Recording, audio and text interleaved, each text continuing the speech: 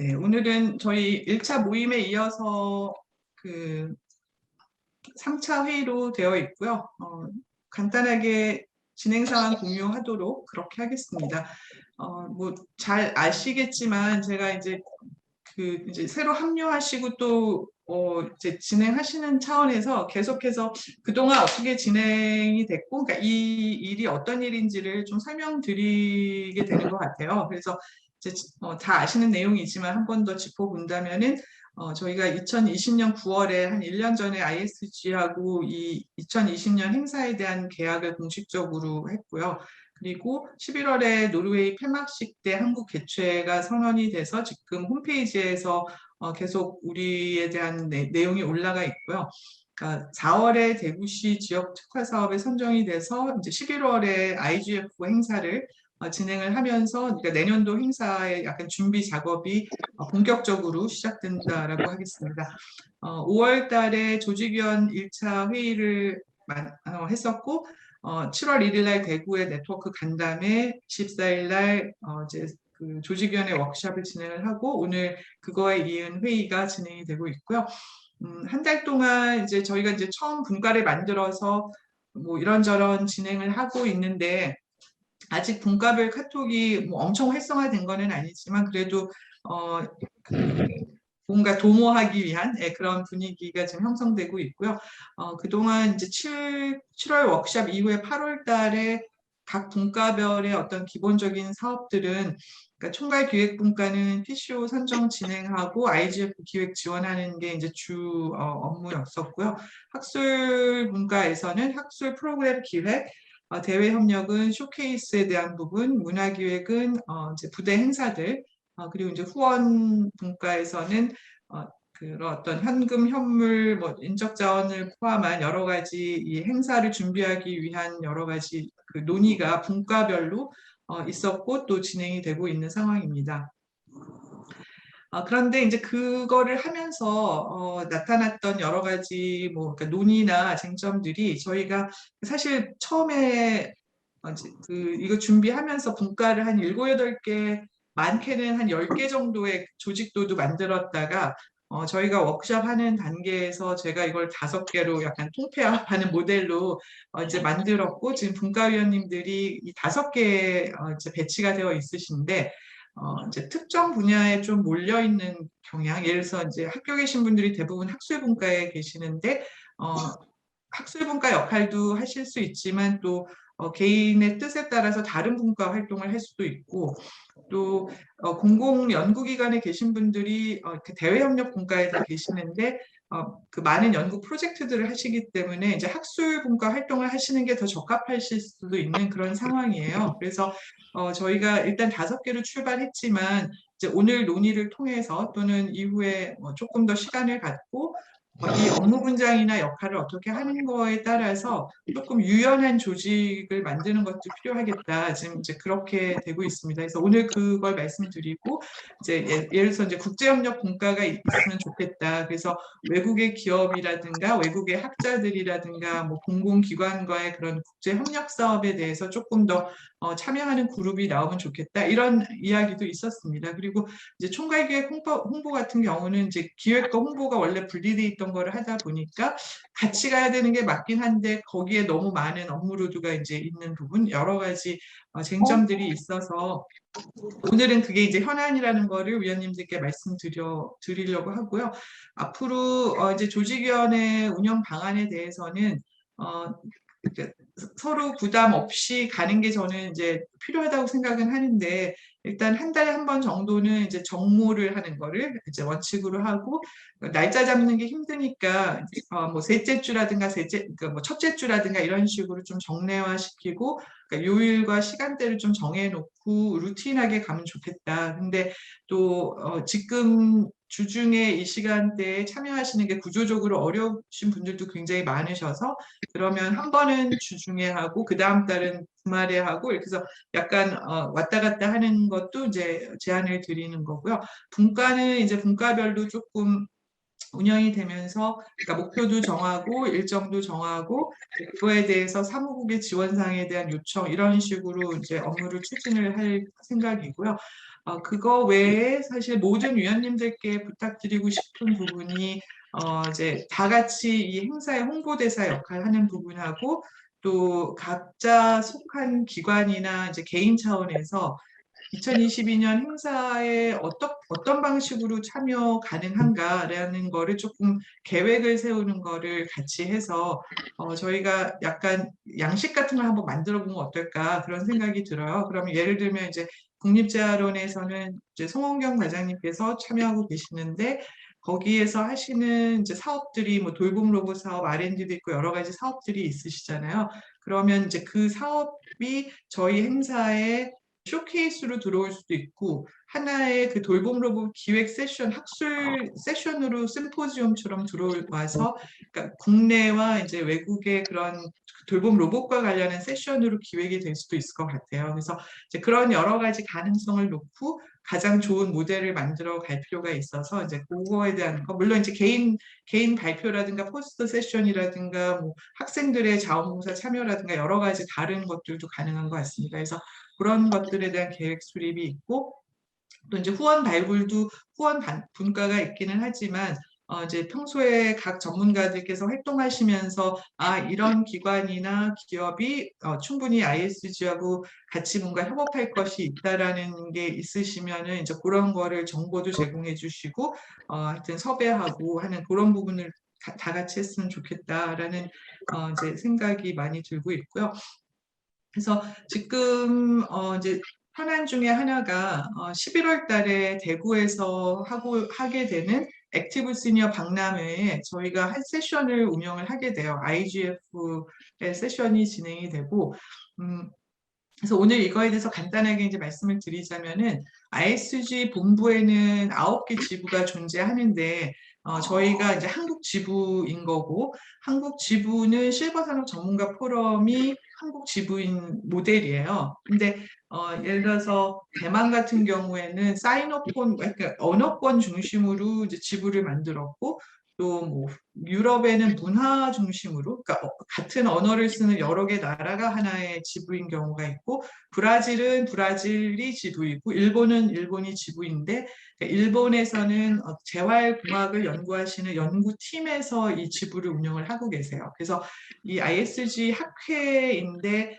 그 학회 지부가 각 나라에서 모두 학회를 구성하고 있지는 않는 굉장히 독특한 구조이고요. 사실 학회가 지부를 두는 경우도 잘 없는데 여기는 그런 식으로 네트워킹하는 형태로 지금 운영이 됐습니다. 그래서 한국에서의 지금 지부는 실버산업 전문가 포럼에서의 그런 어떤 그 플랫폼 모델로 지금 출발을 했고요. 그러니까 이렇게 가는 가운데 저희가 이제 내년도 행사를 유치해서 진행을 하게 됩니다. 이렇게 보시면 될 것 같고 지금 그러니까 한국 지부에서 이 조직위원 활동하시는 선생님들께서는 내년도 그러니까 지금 현재는 사실 공식적으로 ISG 국제학회 회원들은 아니신 분들이 대부분이세요. 왜냐하면 ISG 학회에 가입서를 내고 회비를 내신 분들은 많지 않으신 상황이잖아요. 그래서 이제 이런 부분들에 대해서도 우리가 뭐 소속이라든가 정체성을 어떻게 만들어갈 건가가 이제 논의사항 중에 하나인데 ISG 같은 경우는 평상시에도 회원들을 계속 모집을 하고 있어서 언제든지 가입은 가능한데 통상적으로 하는 거는 이제 학회가 개최되면은 학회 등록비를 내잖아요. 그럼 등록비의 일부분이 학회비가 되어서 한 번 학회에 참여하면 2년간 회원이 유지가 돼요. 그래서 이제 내년도에 학회에 우리가 이제 다 같이 참여하기 때문에 여러분들이 이제 ISG 2022 그러니까 ISG 학회 공식적인 회원 스테이터스를 이제 가지시게 되는 거고 이제 그 이후에 하여튼 한국 지부의 이제 구성원으로서의 활동도 또 다른 이제 이슈이거든요. 그래서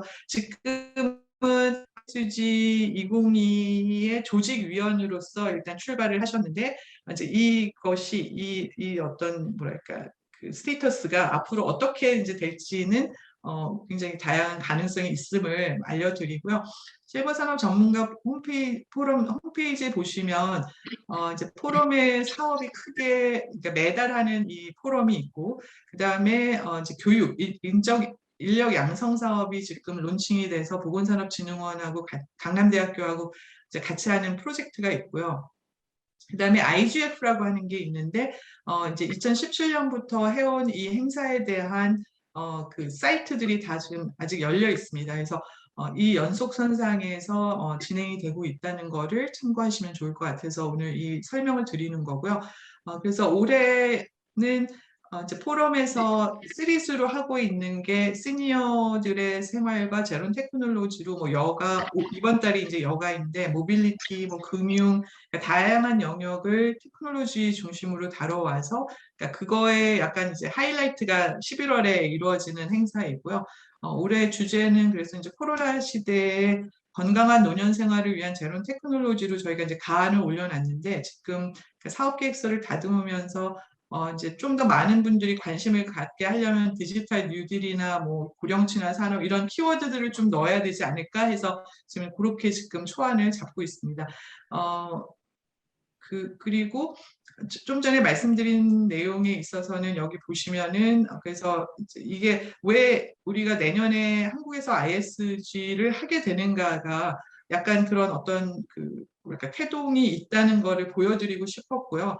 이제 실버산업 전문가 포럼에서 2017년에 킨텍스에서 1차 이 국제 제론 테크놀로지 엑스포 앤 포럼을 개최를 했는데 이제 그거를 하는 과정에서는 이제 심우정 회장님하고 제가 연구과제를 하면서 2014년에 맡았던 이 기술혁신형 신독지 서비스 모델 기획이라고 미래창조과학부의 프로젝트가 있었는데 그 프로젝트를 하면서 제론 테크놀로지가 있다는 걸 알게 된 거예요. 그 이제 저희가 하는 그 자료를 찾다 보니까 그 마침 학회가 대만에서 있어서 이제 9차부터 해가지고 지금 이제 계속 회의하면서 한국 지부가 만들어지고 저희가 이거를 유치하게 되는 그런 과정이 있었고요.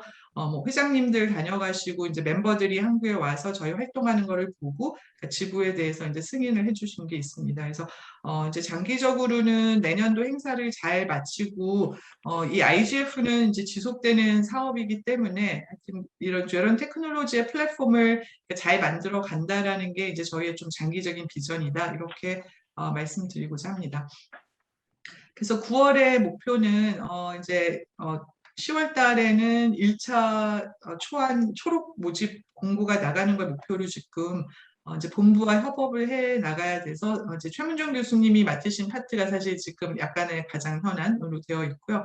그렇게 하기 위해서 주재 강연자의 후보를 이제 위원님들께서도 많이 추천을 해주시면 좋을 것 같아요. 그렇게 하고 복지부와 이제 관련 기관들의 이제 후원을 발굴하는데 9월달 저의 목표는 보건복지부의 명칭 후원은 받자. 그러니까 금전적인 후원은 나중에 그거 하더라도 그리고 보건산업진흥원이 공동주관 기관으로 저희랑 같이 그 나갈 수 있도록 하는 거를 목표로 지금 준비를 하고 있고 기업 스폰서 발굴을 위해서도 이제 여러 분과에서 지금 노력을 해주시고 계시는 상황입니다. 그래서 이제 8월 달에 저희가 뭐 이제 진행된 사항 중에서 사실 이제 중요한 것이 오늘 발표해 주실 마이스 산업연구원에서 준비하신 이 내용이고요.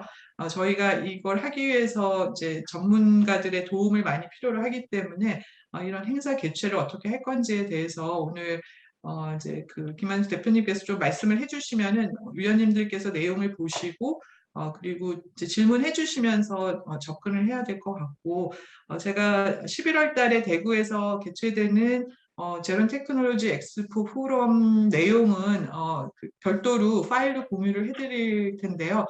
기본적으로 그 앞부분에서는 이제 국내 약간 뭐 현안이라든가 이런 부분에 대한 이제 키노트 세션이 들어가게 될 거고 그리고 그 그러니까 코로나와 제론 테크놀로지와 고령자의 삶에 관한 여러 국가들의 발표가 이제 첫 번째 메인 세션이 되고요.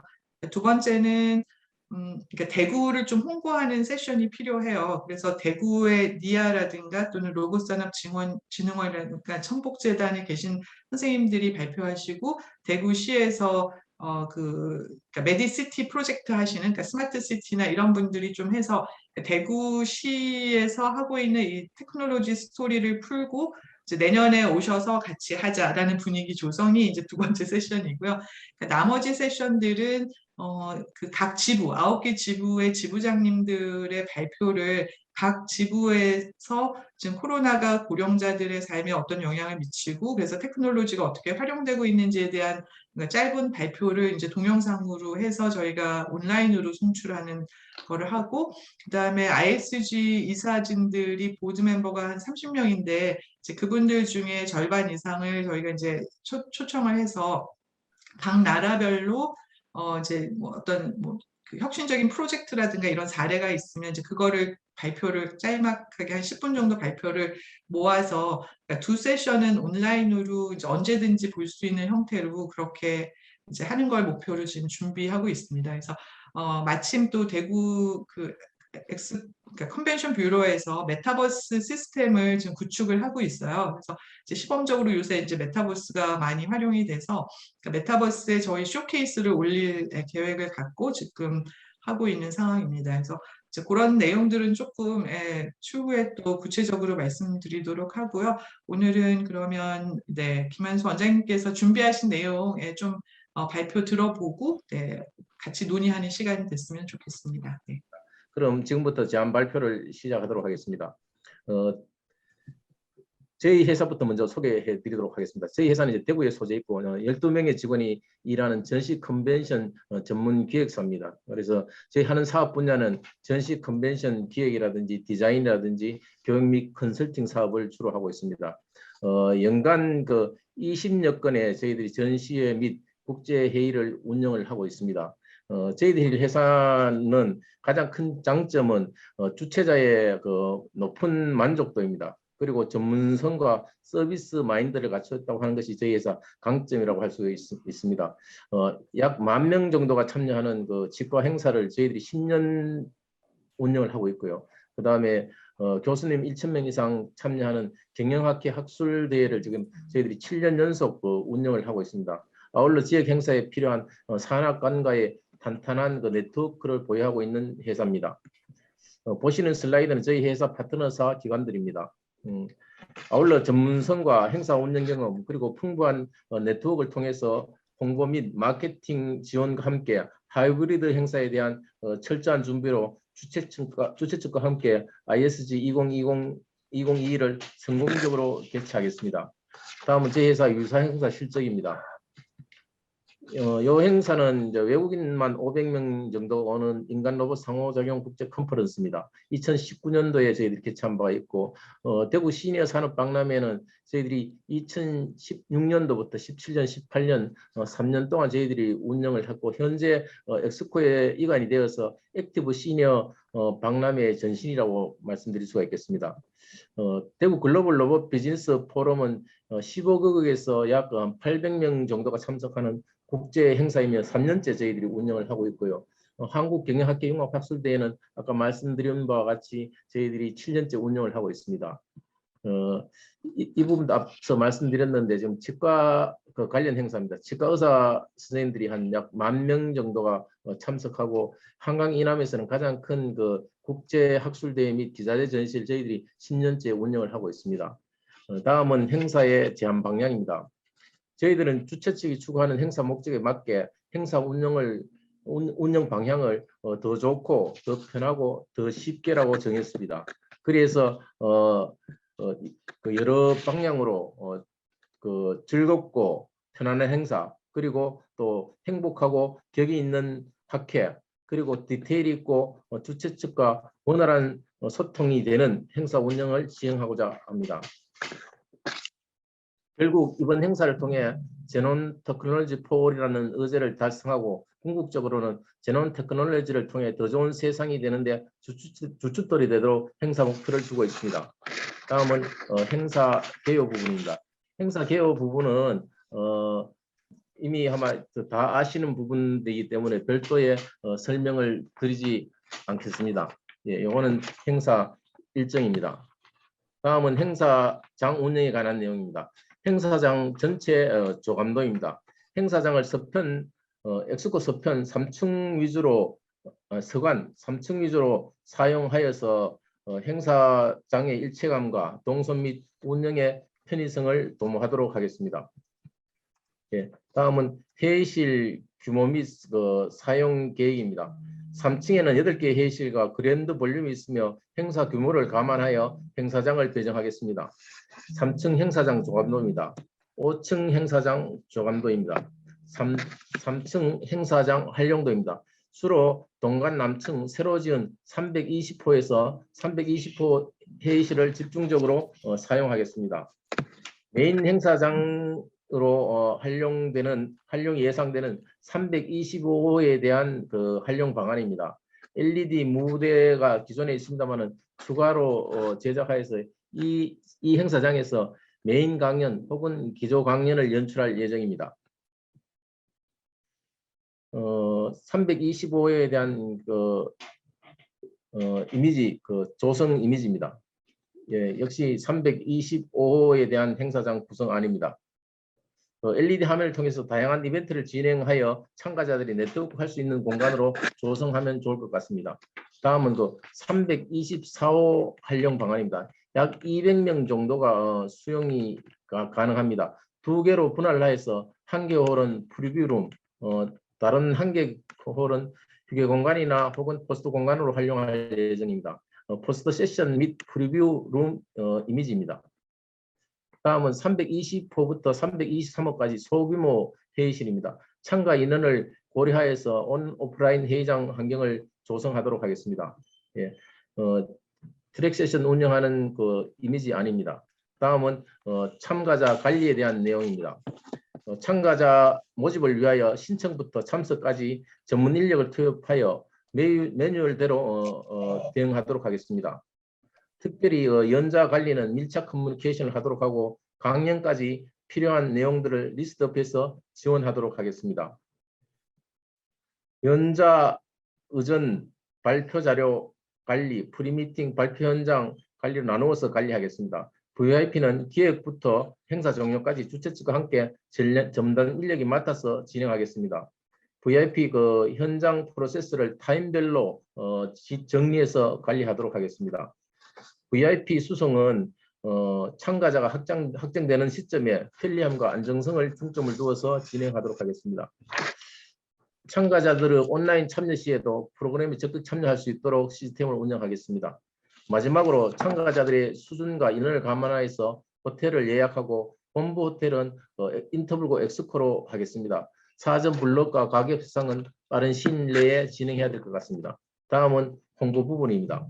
홍보는 온 오프라인 동시로 진행하되 통일성 있는 홍보물 제작으로 운영하겠습니다.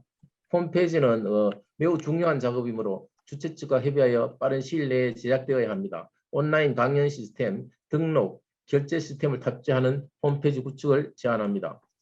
행사 홍보를 위하여 홍보 영상 제작을 제안합니다. 뷰로와 관광공사 지원을 통해 제작하는 방안을 강구하겠습니다. 웹진을 제작하여 배포하도록 하겠습니다. 2~4차례 정도 제작하면 적당할 것 같습니다. 이 뉴스레터를 제작하여 발송하겠습니다. 2달에 1회 정도 배포하면 좋을 것 같습니다.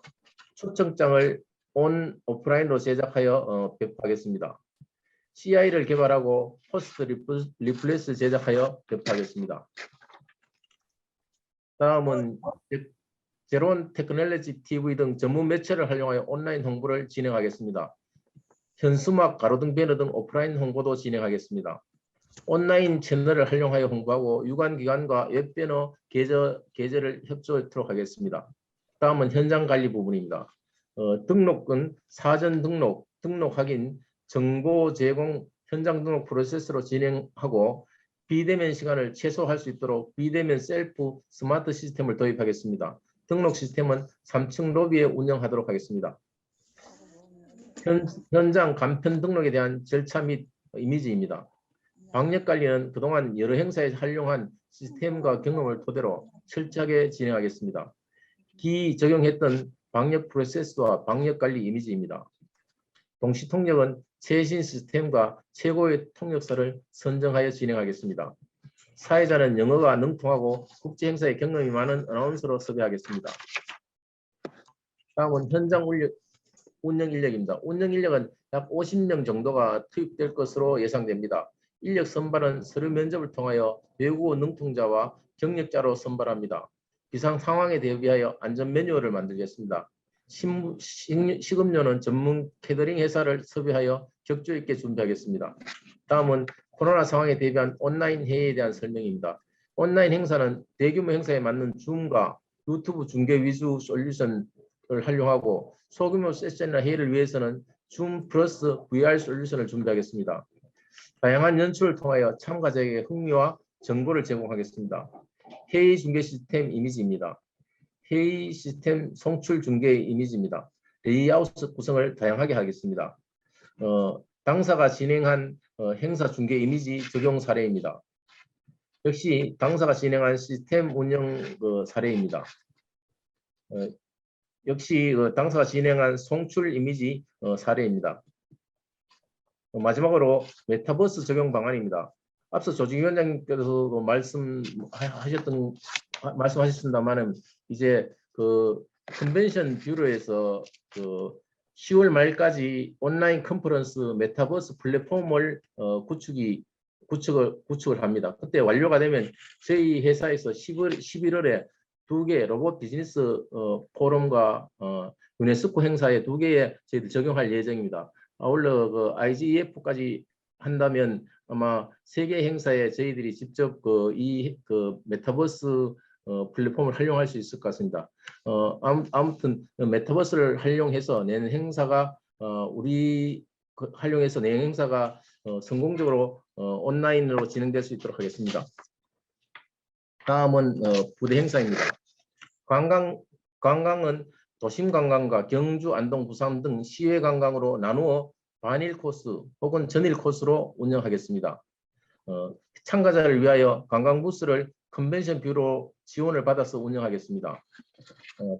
참가자들이 만족할 만한 기억에 남는 이벤트를 준비해서 진행하겠습니다.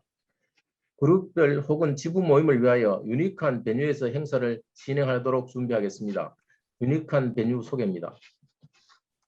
다음은 테크니컬 투어입니다. 한국로봇산업진흥원과 대구광역시 서구노인 전문병원의 병원 시찰을 제안합니다. 웰컵 리셉션과 뱅킷에 대한 내용입니다. 엑스코 컨벤션 홀이나 인터블 호텔 그랜드 볼륨에서 행사를 진행할 것을 제안합니다.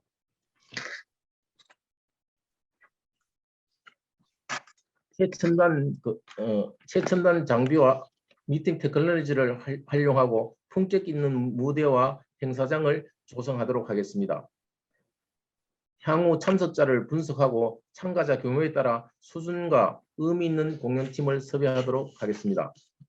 만찬 식음료 예시입니다. 다음은 사업관리 부분입니다. 조직위원회 조직과 별도로 사무국 조직을 전담 및 지원 인력으로 구분, 경험이 풍부한 인력 중심으로 구성하겠습니다. 업무 분장 및 추진 일정은 주최기관과 추협의하여 정리하도록 하겠습니다. 성공적인 행사의 마무리를 위하여 사후 관리도 철저히 하도록 하겠습니다. 마지막으로 소요 예산 부분입니다. 사업 예산을 등록비, 후원금을 포함해서 3억 원으로 산정을 하였고 임대료, 초청비, 식음료, 공식 행사비, 홍보비에 예산이 주로 활용될 예정입니다. 대행 수수료는 10%인 약 3천만 원을 제한합니다. 스폰서 모집을 위하여 스폰서 프로그램을 기획하였습니다. 스폰서십 구성안입니다. 스폰서 업체를 유치하기 위해 가지고 전시 부스 시안을 만들어 봤습니다. 전시 부스가 엑스코 3층에 설치된 사례입니다. 저희 회사가 운영했던 아시아 안틱 에이징 코스에서 설치한 전시 부스가 되겠습니다. 예산의 효율적 집행을 위해서 비영리 단체 설립안입니다. 끝까지 경청해 주셔서 감사를 드리며 열심히 준비하시는데 누가 되지 않도록 성공적인 개최를 약속드립니다. 감사합니다. 감사합니다. 제가 거의 150장 넘는 슬라이드인데요. 15분에서 20분밖에 못 드린다고 그래가지고 아무튼 근데 너무 빨리 신속하게 다 보여주셔서 일단 감사드리고요.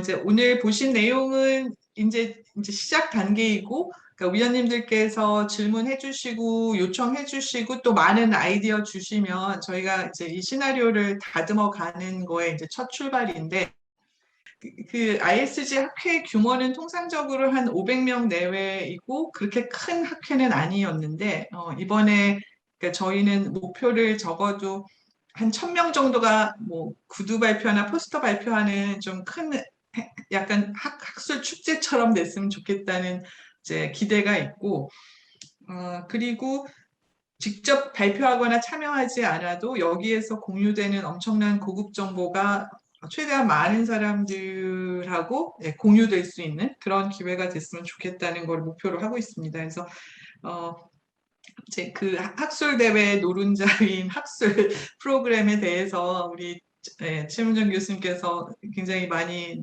제가 괴롭혀 드리고 있는데 일단 최 교수님께서 조금 간단하게 그동안 고민하신 내용이나 그런 거 공유해 주시면 감사하겠습니다. 네, 그 학술 분과 같은 경우에는 지난번에 그 논의한 거 바탕으로 이제 앞으로 어떻게 진행되는지 간략하게 설명드리겠습니다. 그 학술 분과 주요 역할은 박영남 교수님 말씀하신 대로 이제 학계 전체 연구 분야의 주제랑 방향을 결정하고요. 그리고 프로그램 구성에서 이제 키노트 스피커 발굴, 그리고 매스터 클래스 그 내용 선정하고 프로그램 구성 기획, 그리고 가장 중요한 게 박영남 교수님께서 말씀하셨지만 이제 9월 초에는 어느 정도 초록 이 학회가 지향하는 게 뭔지 어떤 주제로 이끌어 갈지에 대해서 이제 초록 방향을 정하고 그리고 카테고리 접수 평가 선정하는 어떤 그런 역할을 한다고 볼 수 있고요. 그래서 지난 7월 24일에 되게 멋진 분들이 많이 오셔서 이제 학회에 바라는 점, 그리고 이번 학회를 통해서 얻고자 하는 것들을 좀 많이 의견을 다 주셨어요. 그래서 제가 그거를 한 3가지 주제별로 좀 정리를 해봤는데 우선은 참가자 관련해서는 이게 후속 세대가 굉장히 중요해서 뭐 ISG도 그렇고 GSA도 그렇고 그 기존의 창립하신 멤버분들이 이제 고령이 되면서 다음 후속 세대가 조금 단절된 경향이 있어서 이번 학회를 통해서 학부생, 대학원생 그리고 뭐 포닥 정도 아니면 주니어 그 패컬티 멤버나 이런 라이징 스타한테 학술상을 주는 그런 것들을 좀 해서 많이 유도를 했으면 좋겠다라는 얘기가 나왔고 그리고 반복적으로 나오는 얘기가 이제 기존에 오시던 분 외에도 새로운 사람들도 좀 올 수 있는 그런 학회가 구성됐으면 좋겠다. 그리고 아무래도 기술도 그렇고 노년학이란 것 자체가 약간 선진국 그 학문이기는 해요. 그래서 유럽이랑 뭐 미국이랑 뭐 그리고 아시아 국가에서는 이제 일본, 한국 뭐 이렇게 많이 참여를 하는데 앞으로 사실은 가장 인구 고령화가 진행되는 국가들이 개발도상국이다 보니까 개발도상국 분들도 참가할 수 있으면 좋겠다는 얘기가 있었고 네. 그런 다음에 그 내용에 있어서는 그 여러분들이 말씀하신 게 노년공학을 하다 보면 아무래도 좀 현실하고 이상이 정말 다르다라는 얘기가 많고 이거는 모든 포럼에서 반복적으로 나오는 이야기거든요. 그래서 이제 크게 좀 보통 학회에서 할 때 뭐 프레지던셜 심포지엄이나 이런 식으로 큰 구성으로 팔러시 포럼으로 이제 현실과 이상이 어떻게 다른지 그리고 어떤 기술이 좀 개발돼야 되는지 인간성을 중심으로 그런 인권이라던가 이런 이야기들 담론이 좀 나눠졌다는 얘기가 있었으면 했고요. 그리고 또 여러 번 나왔던 얘기가 융합 연구가 너무 힘들다. 그러니까 공학하는 분들하고 뭐 사회과학 하는 분들, 인문학 하신 분들 모였을 때 이제 진정한 융합 연구 노하우를 이번 학회를 통해서 좀 알았으면 좋겠다. 뭐 프로토콜이라던가 아니면은 굉장히 좋은 예라던가 그래서 그런 자리가 좀 있으면 좋겠다는 얘기가 나왔고요. 그리고 그 학회에 보통 오는 이유가 이제 다른 데서 얻을 수 없는 정보가 있어야 되는데 뭐 그 중에 하나가 아무래도 학술 단체다 보니까 뭐 SCI나 SCI 분야의 그런 저널에 이제 에디터인 치프 같은 분들이 오셔서 뭐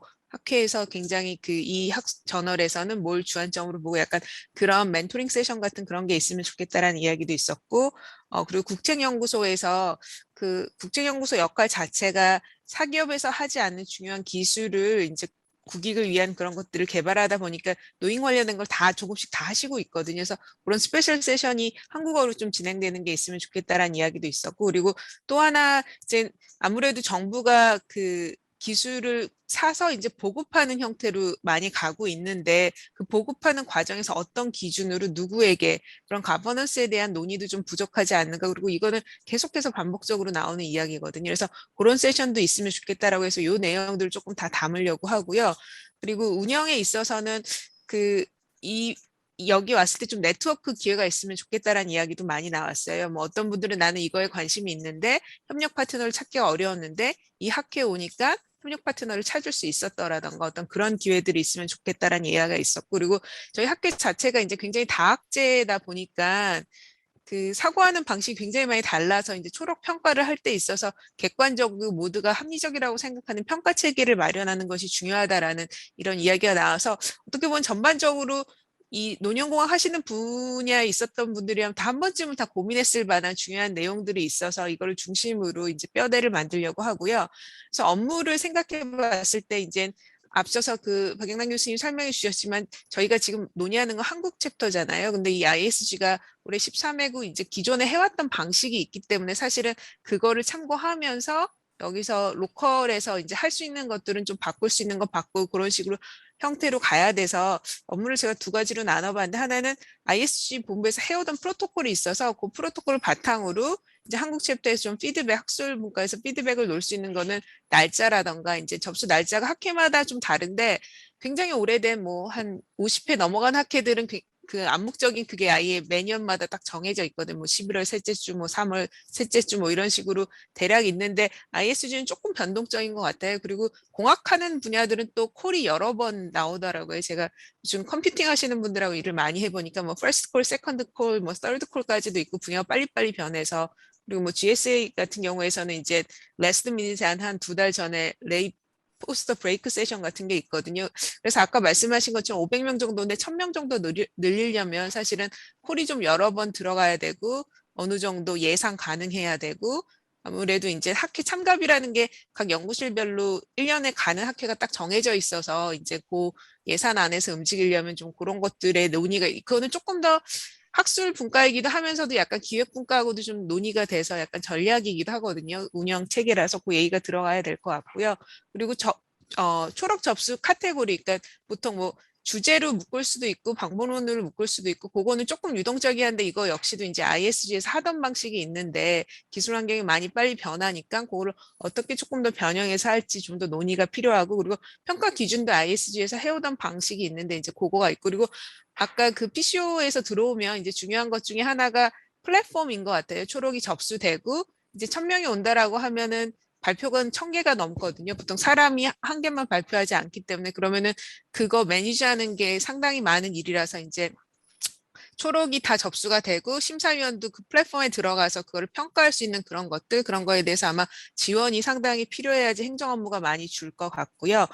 그리고 한국 챕터에서 자체에서 이제 논의해야 될 거는 저번에 한 17분 정도 학술 분과에 지금 리스트에 계시고 회의에는 한 10분이 좀 넘게 들어와서 그 안에서 이제 또 그 커미디가 정해질 건데, 아까 말씀드린 것처럼 이제 상 같은 거 어워드가 줄 거면 어떤 기준을 어떻게 평가하고, 초록은 물론 다 하시지만 이제 초록 심사에서도 마지막에 왔을 때 그 어세턴스 레이스를 몇 퍼센트 끊을 건지 그런 것들, 그리고 프로그램을 어디다 넣고, 그리고 이제 아무래도 이제 학술 분과 하시는 분들은 프로그램 좌장이나 토론자로 굉장히 열심히 참여해 주시고, 근데 저희가 국제학회다 보니까 한국인이 뭐 100% 한국 발표자가 100%가 될 수는 없고 이제 외국 분들하고 잘 섞어서 이제 그런 것들을 그 많이 하려고 하고요. 그리고 아까 말씀드린 대로 이제 뭐 특별 세션 같은 거 기획하는 운영위원회도 있어야 되고요. 그리고 가장 중요한 게 이제 전체 프로그램 구성이 사실은 업무가 뭐 상당히 흥미롭고 재미있는데 이제 분과적으로 나누어서 진행을 해야 될 게 있어서 네, 그런 식으로 진행을 하려고 합니다. 감사합니다. 네, 감사합니다.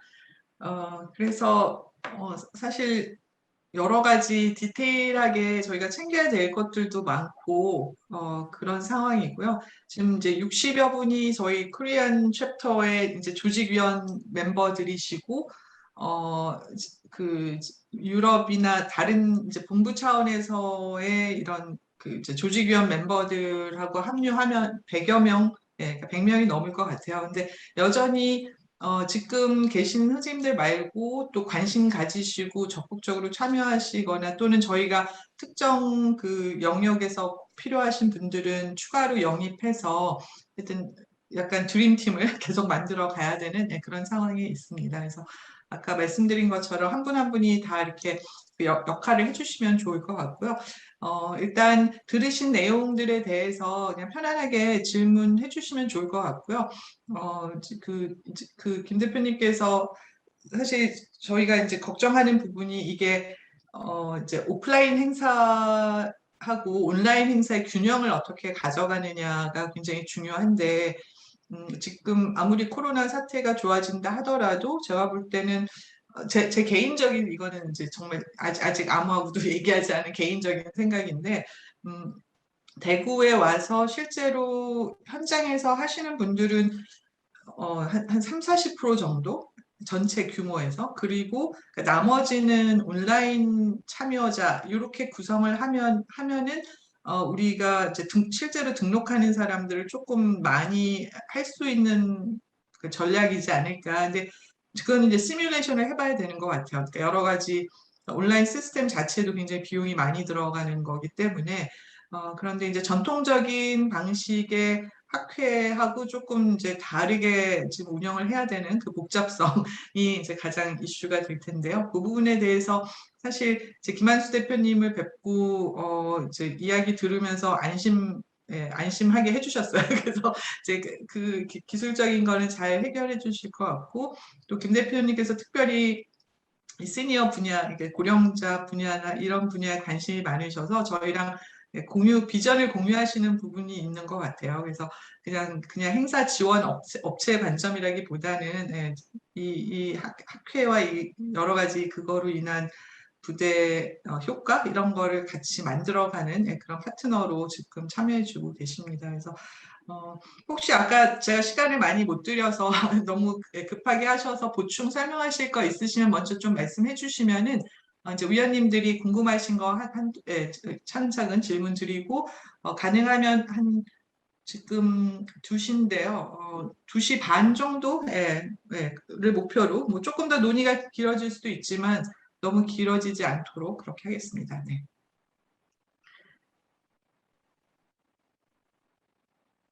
뭐 저희들 그 입장에서는 뭐든지 좀 의사결정이 빨리 신속하게 되면 좋은 부분이긴 한데 우선 급한 거는 지난번에 이제 뷰러하고도 이야기를 해보니까 홍보에 가장 기초가 되는 그 CI 개발, 포스터 개발이 지금 좀 지연되고 있어서 저희들이 이번에 제안 발표할 때는 뭐 기존에 있던 시안 2개를 가지고 그중에 좋은 걸 좀 선택했는데 아마 그 상당히 좀 임시로 만들었기 때문에 퀄리티도 떨어지고 기존에 했던 그 CI하고 포스트 이미지하고는 많이 좀 다르더라고요. 그래서 그게 우선 좀 빨리 결정되었으면 나머지 그 홍보물 제작이라든지 홈페이지 제작 이런 데 전부 기본적으로 쓰이니까 그게 중요하지 않겠나 이런 생각을 하고 있고요.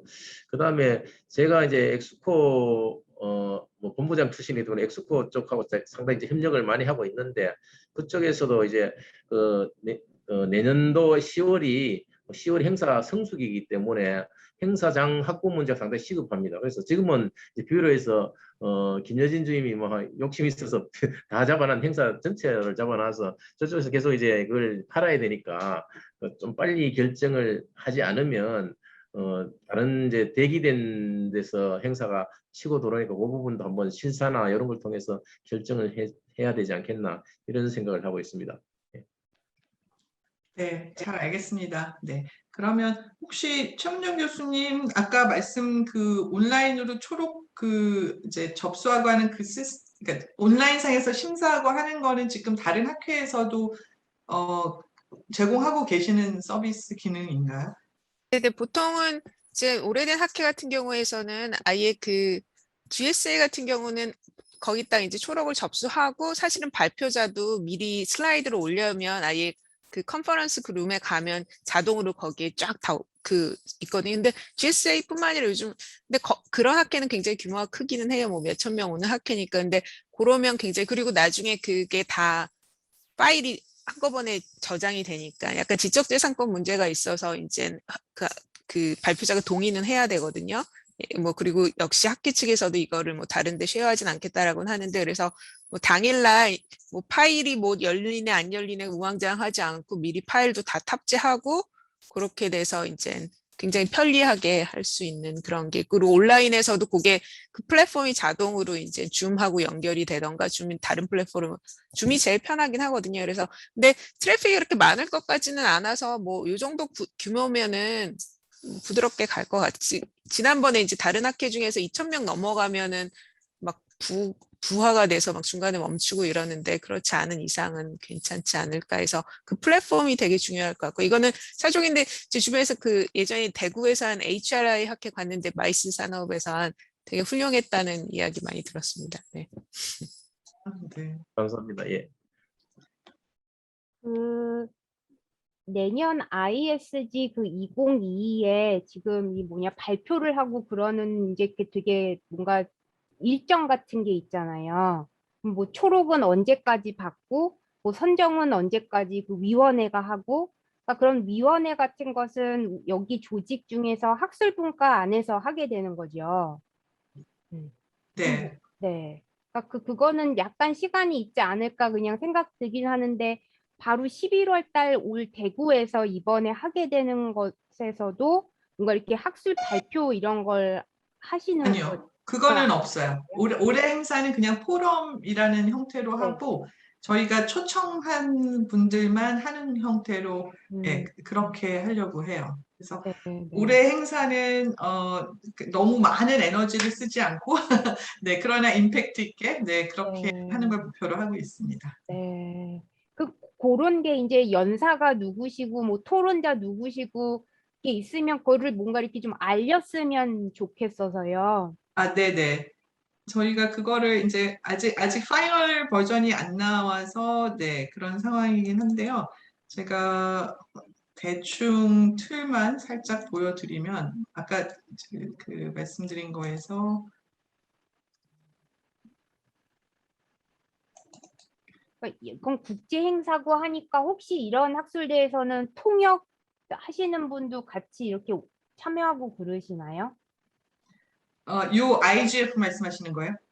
올해 행사? IGF도 그렇고 ISG. ISG는 지금 그러니까 기본 언어는 영어인데 이게 이제 한국에서 하니까 이제 그 프로그램에 따라서 한국어로 발표하고 한국어로 할 수 있는 세션을 만들고 이제 거기에는 영어 통역을 이제 연동한다든지 그리고 이제 영어로 된 세션 중에도 꼭 한국에서 더 많은 분들이 들으시면 좋겠다는 거는 저희가 통역을 연결하는 것도 가능은 할 것 같아요. 그래서 기본 관점은 최대한 많은 분들에게 이 엄청난 고급 정보를 접근성을 보장하는 거를 목표로 예, 그렇게 이제 하고 이제 그 모든 게 비용이기 때문에 이제 여러 가지 예, 고려할 사항들이 있는 것 같아요. 좀 전에 말씀드린 올해 행사는 어떻게 보면 굉장히 간단한 행사로도 될 수 있는데 일단 기본적인 틀은 액티브 시니어 박람회 기간 중에 그러니까 11월 10일, 11일, 12일 3일 동안 박람회를 엑스코에서 하거든요. 그 행사 기간 첫날에 저희가 같이 오프닝을 하고 개회를 하고 그다음에 이제 내년도 행사를 위해서 그 조직위원회 하고 이제 관련된 기관들이 세리머니를 하려고 해요. 협약식을 같이 하고 해서 이제 이 IGF에서부터 시작해서 내년도 행사에 같이 잘 협력하자라는 세리머니를 간단하게 넣고 그다음에 이제 키노트는 지금 ISG 회장님이 오케이를 하신 상태이고 여기는 아직 확정이 안 됐는데 그러니까 니아의 원장님이나 이런 분 모셔서 디지털 뉴딜하고 이제 초고령사의 아젠다에 대한 키노트를 넣고 그다음에 이게 좀 잠정적인 건데요. 제가 허락 안 받고 일단 다 이름 넣었으니까 양해 부탁드리고요. 요게 이제 메인 주제, 코비드 19하고 스마트 헬스하고 고령 친화 산업 디지털 요런 세션으로 한국, 유럽 전체적인 거를 이제 코로나와 노인과 테크놀로지라는 거로 요게 이제 메인 세션이 될 것 같고요. 그 다음에 이제 대구를 알리기 위한, 대구를 홍보하기 위한 세션으로 대구의 스마트홈 도시 이런 디자인 전략에 대한 세션을 넣어서 대구에서 이제 계시는 기관에서 좀 사례 발표 같이 해주시면 좋을 것 같고 여기에는 ISG 그랜드 마스터들이 토론자로 들어오는 형태이고, 나머지는 이제 챕터, 9개 챕터 지부장들이 각 그 지역에 대한 사례, 그리고 이제 그 여러 국가들의 이니셔티브, 그러니까 뭐 혁신 프로젝트나 연구 사례 이런 것들을 소개하는 거로 해서 이렇게 하는데, 이제 이거의 목표는 일단 우리가 국제적인 동향을 국내에서 아는 것도 있는데, 그러니까 모든 나라 사람들이 저희 ISG에 관심을 갖게 하는 것도 하나의 이제 기획 의도라고 보시면 될 것 같아요. 그리고 그 다음에 늘 하던 이제 쇼케이스를 메타버스 버전으로 해서 K 제론 테크놀로지 쇼케이스인데, 올해는 한국의 제론 테크놀로지 제품을 초점을 두지만 내년에는 이제 글로벌하게 이제 외국의 제품이나 이게 다 저희 전시하고 할 수 있도록 그렇게 이제 만들어 나갈 계획이고요.